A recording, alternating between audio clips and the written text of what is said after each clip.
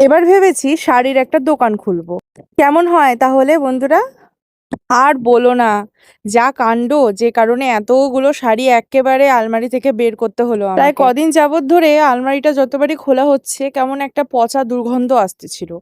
তো আমরা বুঝতে আর পারছি না কি কারণে এরকম গন্ধ পাওয়া যাচ্ছে। তো আমি বললাম, "মা, সব শাড়িগুলো বের করো, ভেতরে দেখি কিছু আছে নাকি?"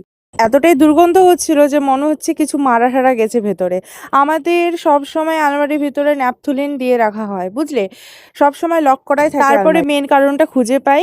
আমি কলকাতা থেকে একটা লেহেঙ্গা নিয়ে এসেছিলাম, হ্যাঁ? সেই লেহেঙ্গাটা এই যে মনসুন গেল, এই মনসুনের মধ্যে ওটা ভেতরে থেকেই না কাপড়ের একটা বাজে দুর্গন্ধ হয়ে গেছিল। এবার বের করে তো আমি বাইরে রেখেছি। এখন জানি না কি করব। তার সাথে যে জামাকাপড়গুলো ছিল সেগুলোও একদম গন্ধ হয়ে গেছিল আমার। আর নিচের তাকটাই বেশি হয়েছে এরকম। সব শাড়িগুলো বের করেছি। এখন গরম করব। আর গরম করে পরের দিন আমরা ভিতরে ঢোকাবো। ভালো লাগলে একটা লাইক করে দিও। বাই।